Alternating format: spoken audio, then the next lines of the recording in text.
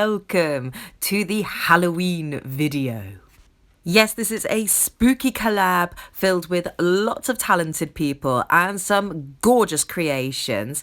So welcome if you have travelled on over from someone else's video. It is so good to have you here. I am so excited to finally be doing a Halloween video and a Halloween creation ready for the season. Now, I have been thinking long and hard about what I wanted to do, and to be honest, I had far too many ideas. So I started off with one thing. A teeny tiny coffin. Now, I just needed to make the decision of whether this was going to end up being a zombie coffin or a vampire coffin.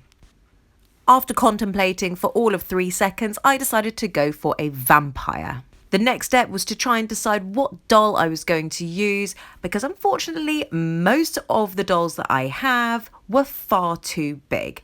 But here is a quick little collection of all the different ones I had a go at fitting in, until eventually I suddenly found this. Now this is the Cave Club doll baby. Obviously, her gorgeous big floofy hair is not going to be able to stay for the character, but her little body is the perfect size to be able to fit into this coffin. And I thought it would be really lovely to be able to make a child vampire. Now, my favourite vampire film that there is out there is Interview with a Vampire, that came out in 1994. And Kirsten Dunst's character is the perfect inspiration for my tantrumy child vampire. So now that we've got an idea of the sort of thing that we are aiming for, we can get on and prep this doll.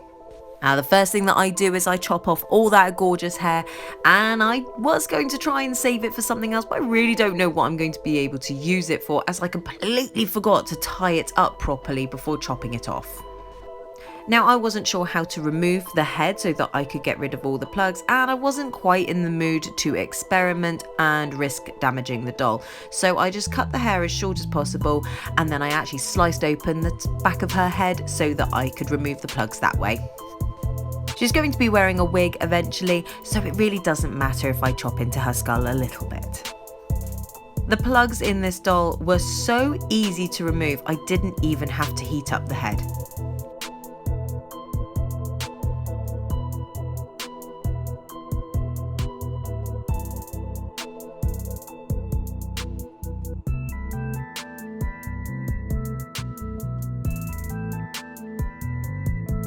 Now, this face sculpt is absolutely gorgeous, but the mouth shape is not suitable for this character. Now, this little mouth shape was perfect for any of the bottle or dummy props that would have come with the original doll, but as everybody knows, vampires love to suck ketchup.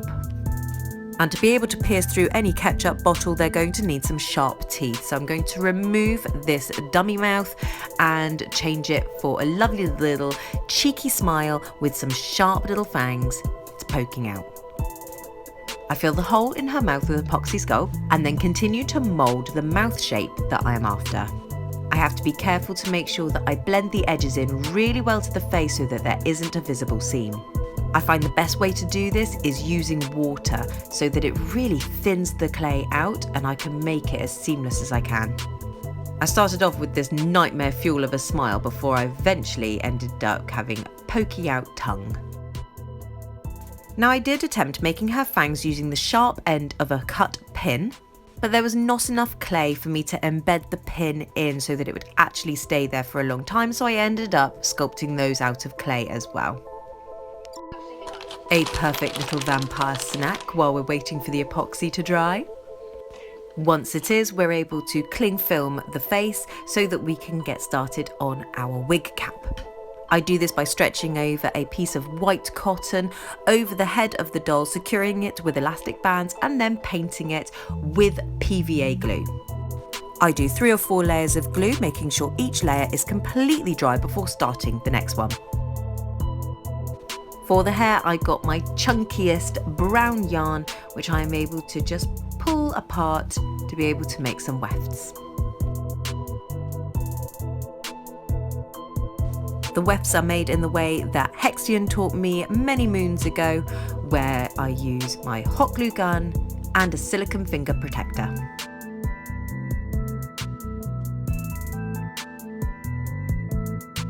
I will link his channel down below so that you guys can also go and check it out.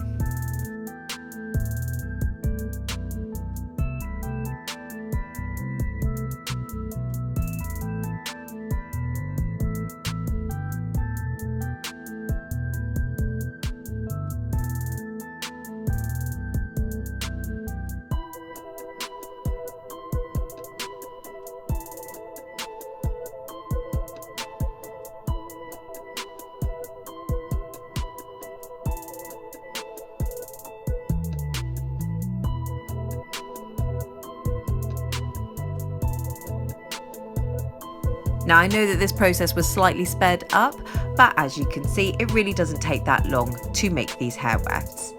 A quick snip and they're ready to go.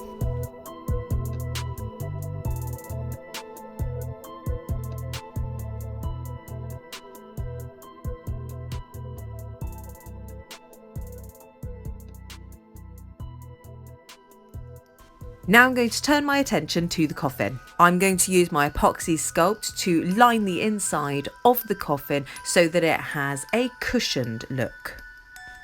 I do this by rolling out the clay and placing it on the inside where I'd like the cushioned bit to be.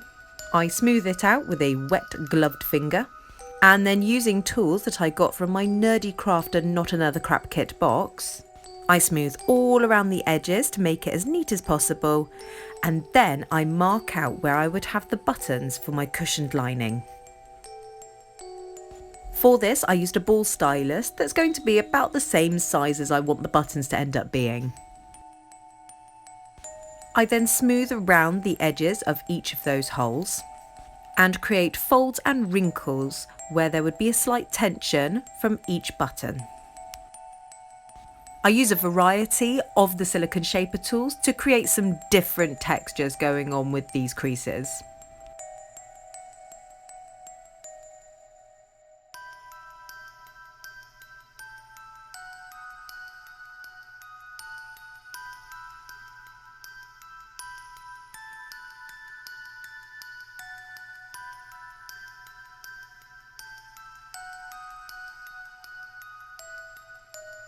Once I've got those looking the way that I like, it is time to make some little buttons. So I roll up some epoxy clay and just gently place them into each of the holes that I created earlier.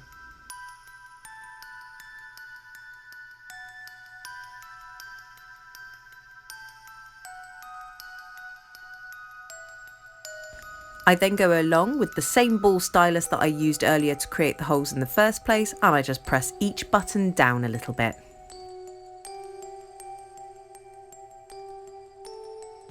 And with that, the sculpting part of our interior is done. Now for the exterior, I want it to have a proper old wooden box feel, probably made out of something like mahogany or something similar. But I also want there to be a little bat emblem on the front that looks like it's going to be made out of some kind of metal. Now I went ahead and sculpted the wings and the body from memory, but then I decided to be sensible and get my reference pictures out for doing the face. I don't want it looking super realistic, I still want it to have a slight cartoony look, but I do want it to at least be along the right lines.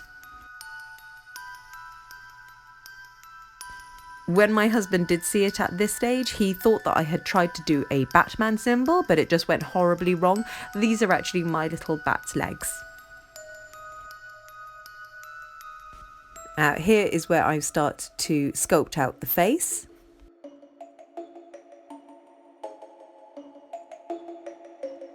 And of course, the key to any good recording is to make sure that your glasses go completely across your camera so that everyone can see how blind you really are.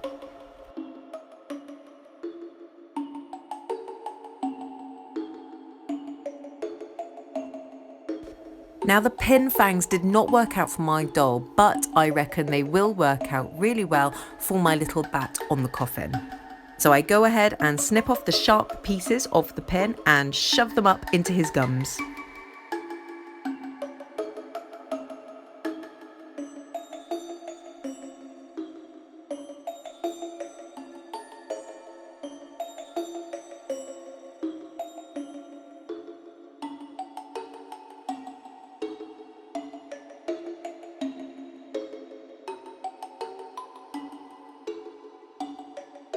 Now with a quick tweak of his toes and just sorting out his grimace up there, he is done. I want to give some extra detail to this coffin, so I'm going to go ahead and glue a load of this yarn all around the edges. My first attempt was with hot glue, but it just wasn't even enough. It went all blobby and awful, and I just couldn't control it very well, so we went in with the yarn instead.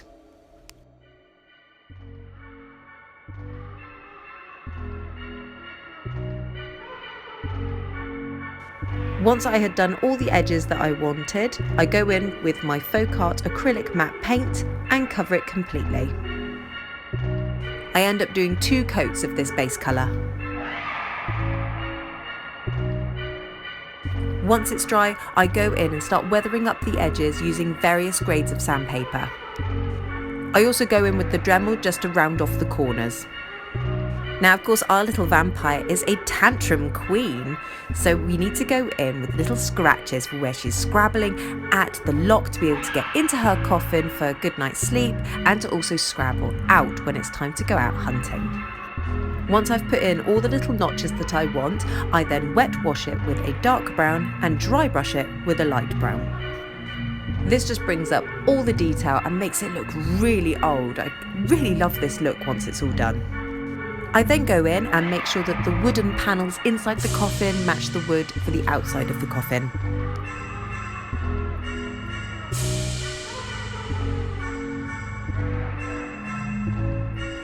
But of course, our little vampire is still having tantrums even when she's locked up in her coffin. So the inside of the coffin is going to end up with little scratches and little ketchup-y handprints all on the inside.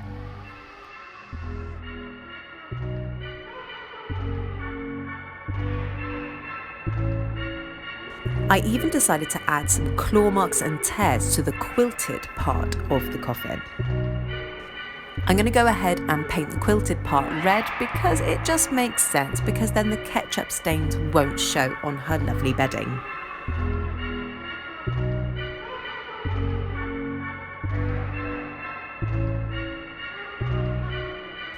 Once it is dry, I dry brush it with a very dark red. And I add a little bit of PVA glue into that big cut that she's put into her quilting. Because I'm going to add a little bit of pillow stuffing, as if she has ripped her quilting and the stuffing is starting to pop out. Now I also decided to add some candles onto the top of her coffin and have the wax dripping down the edge. I used the technique that my Froggy Stuff showed by using hot glue sticks. I will tag them below so that you can go over and have a look at their technique. I added some wire wicks and some hot glue flames and then painted those with some yellow ink.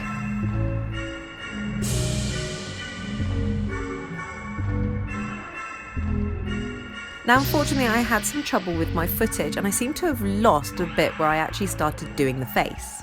I've painted her white using matte acrylics, and I've painted the inside of her mouth a nice pink and shaded the tongue. I then shade on her face so that she's got some sunken in eyes, and then go in with my watercolour pencils and start creating the shapes that I want. I managed to draw out the shape of the eyes and get the irises all put in before I have to go and do a second coat of MSC. For this doll, I ended up doing about 4 layers of watercolours, making sure that I do a layer of MSC in between each one. This not only saves my work as I go, but it also makes sure that I can add on more colour. You'll notice that when you're using your watercolour pencils, you can't get any more colour on there. So you just go and do another layer of MSC and you're ready to get on. I want to keep her as pale as possible, so I go in with my blue pencil just to create some little creases around her nose and her mouth where she would be making this expression. I used my own face in the mirror as a reference point. I just made the same face and then saw where the creases appeared. The face isn't completely finished. I do go ahead and add lashes, but you will see that at the end of the video. Now it's time for the clothes. I draw around her little body and cut it out of this really cute little gold fabric that I found. I love that it already has some teeny tiny gathers already built into it. I cut this lovely lace in half and add it to the cuffs and the collar. For the outer part of this dress, I found this lovely velvet. I sew these together by hand and then put a tiny little blanket stitch all around the edge.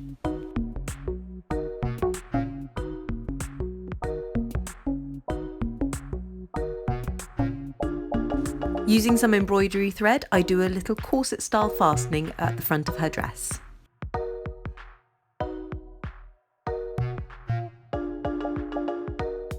I use hot glue to secure all of the wig wefts onto the wig cap. In hindsight, I really wish I had actually used a darker colour cotton to make the wig cap. Once the wig is made, I secure it to her head using a pin and then decide to style it in a half up, half down hairstyle. Off camera, I add a teeny tiny little skull detail onto her hair tie.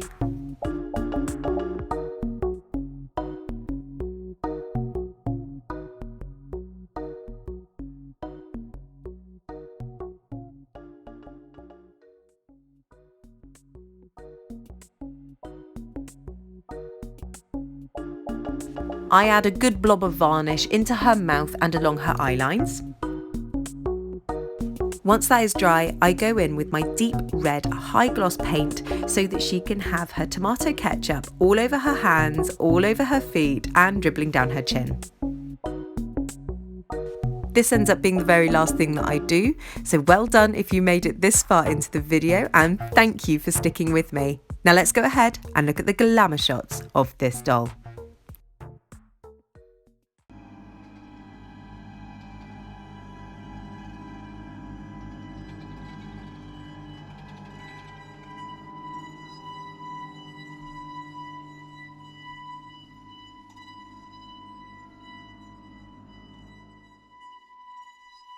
I really hope that you guys like her as well, and I especially hope that you enjoyed watching the process of her being created. If you did, please make sure you give me a little like, and you can even leave a comment down below. But if you ended up loving it, consider subscribing, as I will be doing a lot more creations in the future. But like I said, this was a collab, so let's have a look at the other contributors. The other amazing artists that have joined me in this collab are Dolly Mixtures, Blurred Colours Art, Hellophobiant Dolls, Stitchwick Creations, Silver Griffin, Bumblecrafty, Lucia's Strange Universe, Dollyana, and Shelby KG. As you can see, they have all worked extremely hard and made the most amazing collection of Halloween dolls. I will leave everyone's links below so that you can go ahead and watch the rest of the collection. But that is it from me today. Thank you so much for joining me in my Halloween creation. And until next time, bye bye.